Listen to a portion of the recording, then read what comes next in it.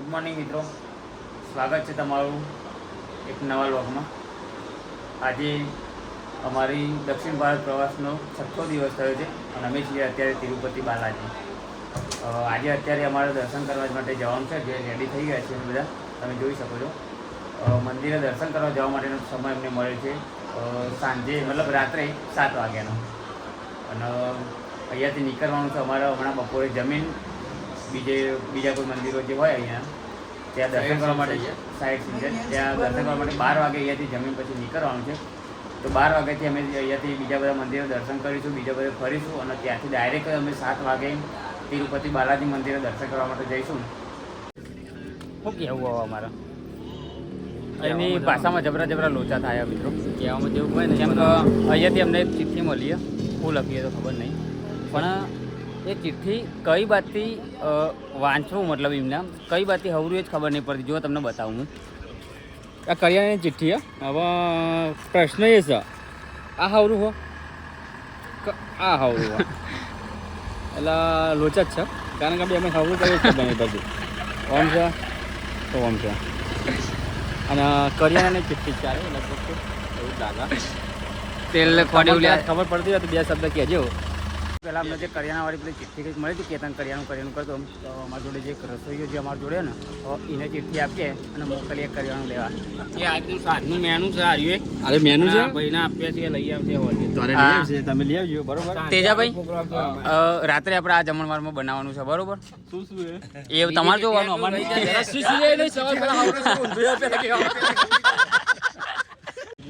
મિત્રો। હવે અહીંયા એવું થયું કે આવી 4 ગાડી અમે કરી હતી તિરુપતિ બાલાજી મંદિર જોવા માટે। અમારા પેસેન્જર લગભગ 40 હતા, એટલે દરેક ગાડીમાં 10 પેસેન્જર બેસવાના। હવે 3 ગાડીવાળા જે 10 હતા એટલે 30 જણા જતા રહ્યા। હવે 10 જણા અમે અહીંયા વધ્યા, એનું ડ્રાઈવર જ ગાયબ। હવે તમને કોઈને આવડતું હોય ગાડી તો ફટાફટ અહીંયા આવી જાઓ અને આ ગાડી ચલાવી દો, કારણ કે અમે આમાંથી કોઈને ગાડી આવડતી નહીં।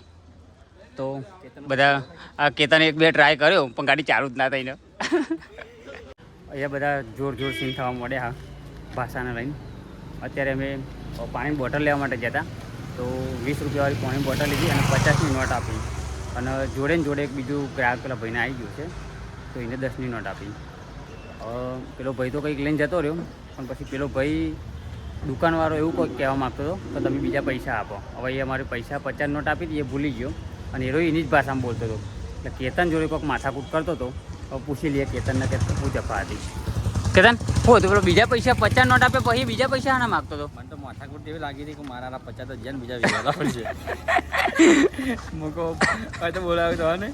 અરે એ હું કહેતો હતો આપણને ખબર પડતી નથી બરાબર, ના એ ખબર નથી પડતી ના ટેન્ટી કરતો મૂકો બીજા 20 રૂપિયા બોટલા માગે છે, પણ મૂકો 15 સાંભળા મારે તો પાછું ગીતનભાઈ ભાઈ વેટર નો તો ભાઈ એને પાછું યાદ કરે મેં પૈસા નતા ભાઈ આપેલા પહેલાં 50 રૂપિયા અને હવે આખો જતો તો ફોન આવ્યો તો તે ભાઈ પાછા ભાઈ યાદ આવ્યું તે પાછા 30 રૂપિયા પાછા લે નકા આપણે ગયા હતા અને મામલો સોલ્વ થઈ ગયો, સોલ્વ થઈ ગયું નકા આપણે 50નું નુકસાન આવવા હતું।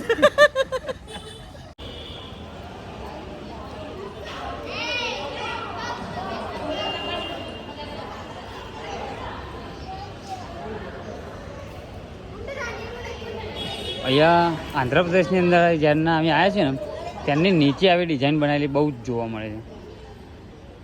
અત્યારે ખબર નહીં અહીંયા કોઈ તહેવાર ચાલતો હોય કે ગમે તેમ, પણ અત્યારે લગભગ દરેક ઘરના ઉમરો ઠાકર આવી રીતે કોઈની કોઈ ડિઝાઇન બનાવેલી હોય।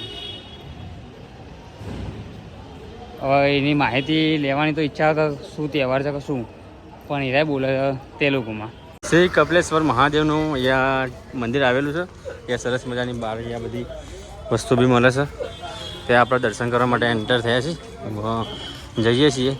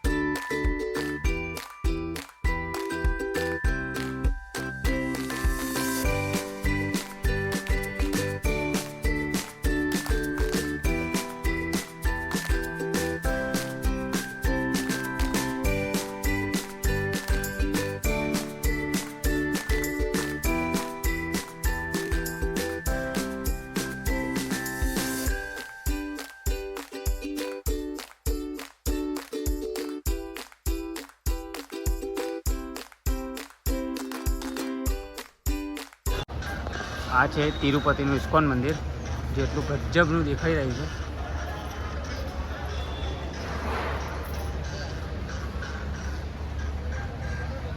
સામે જોઈ રહ્યા છો સમુદ્ર મંથન ચાલી રહ્યું છે.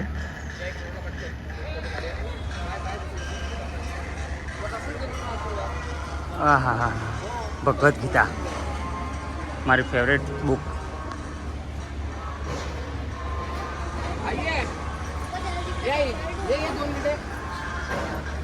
ગોવિંદાસ રેસ્ટોરન્ટ અને અહીંયા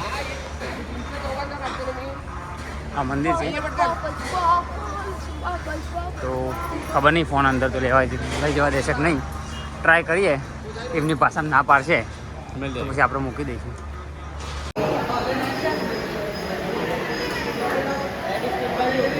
હેલો,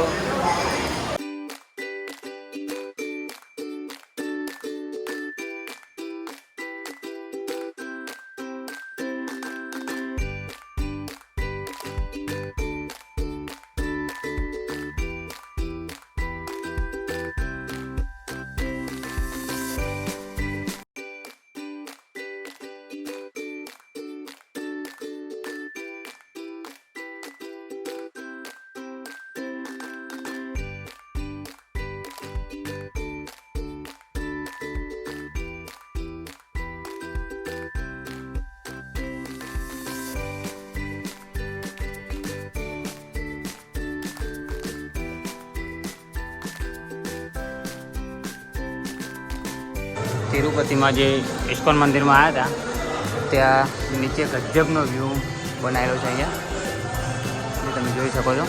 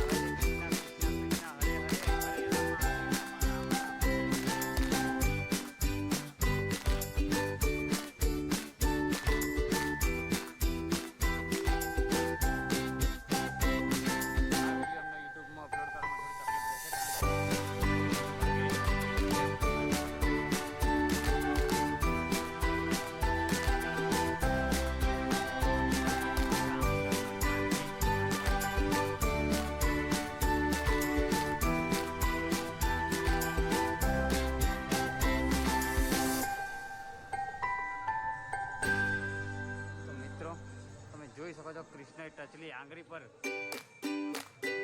પર્વતનો ઊંચો કરેલો છે.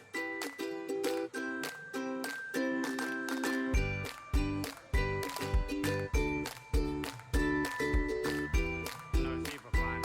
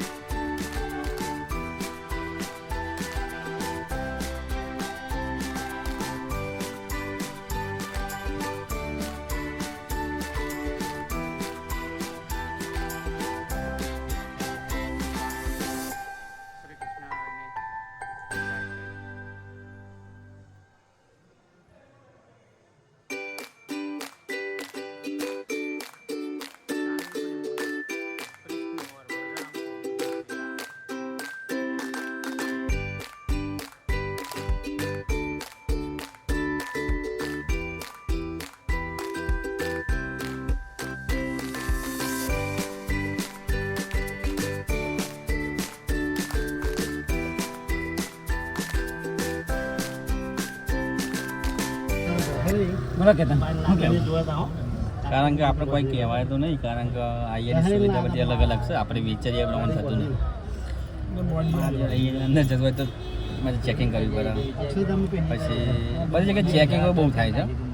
ચેકિંગ તો થાય જ ને. તમે ભાઈ અહીંયા બહુ બધું હોનું ને એ બધું હોય, બહુ બધા પૈસા હોય તમે અને આપણે તો લઈ જવાનું, આપણે મૂકવા આવ્યા. કેતન આપણે અત્યારે હવે તિરુપતિ જવા માટે રવાના તો થઈ ગયા બરોબર. તો બોલ તો ટકો કરાવવાનો કે હોનું મૂકવાનું નક્કી કરી દે. એ તો હાલ નાખો અંદર જ્યાં ભાઈ નક્કી કરે.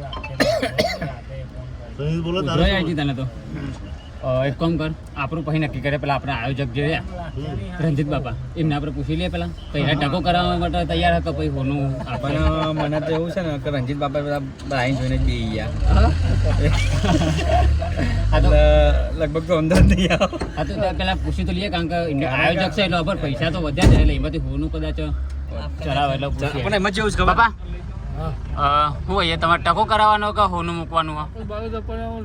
મધ્યમ વર્ગી તો હોય જ નહીં. આપણા ભગવાનને તો વાલાવાળી વસ્તુ જે હોય અર્પણ કરવાની આવે.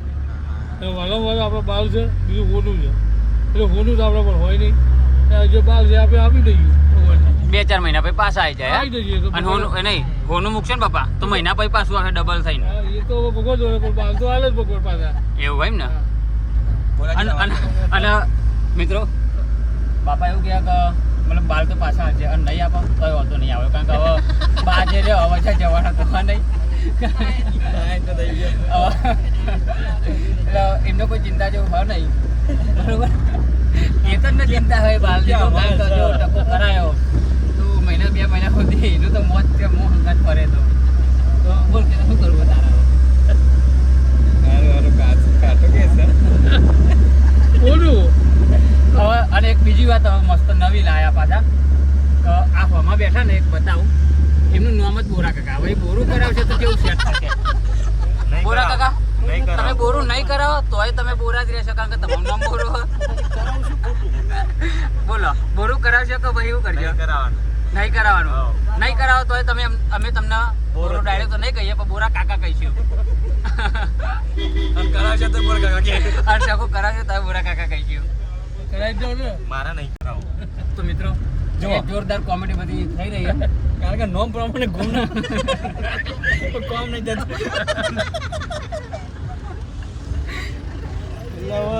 જો ફરીથી ચેકિંગ તિરુપતિ બાલાજી મંદિરે દર્શન કરવા માટે અમે જતા હતા. આ છે એનું ચેકિંગ, જે દરેક વ્યક્તિને ગાડીમાંથી કે બસમાંથી ઉતારીને અલગથી ચેકિંગ કરવાની હોય. અહીંયા કંઈ હથિયાર કયું કંઈ લઈ તો નહીં જતા ને એના માટે. અને અહીંયાથી તમે વ્યૂ જોઈ શકો છો, બહુ જોરદાર વ્યૂ છે.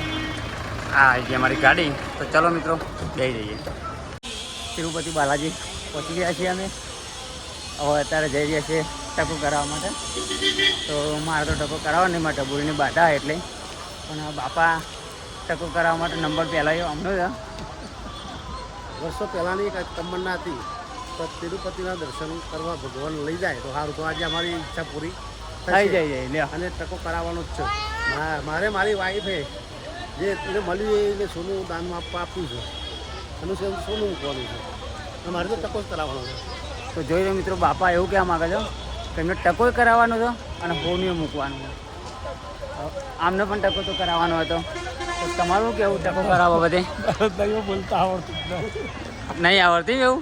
ટકો તો કરાવવાનો ને? હાવ. ઓકે. તિરુપતિ મંદિરની અંદર અમે દર્શન કરવા માટે ગયા હતા. કમ્પ્લીટ 4 વાગે ગયા હતા. તો અત્યારે 10 વાગવા આવ્યા છે કમ્પ્લીટ. 9:53 થઈ છે, રૂમમાં 10 વાગે બહાર નીકળ્યા છીએ. તો તમે જોઈ શકો છો બેઠા છે બધા ભાઈઓ જોડી બરોબર. લાઈનના કલાક થાય છે.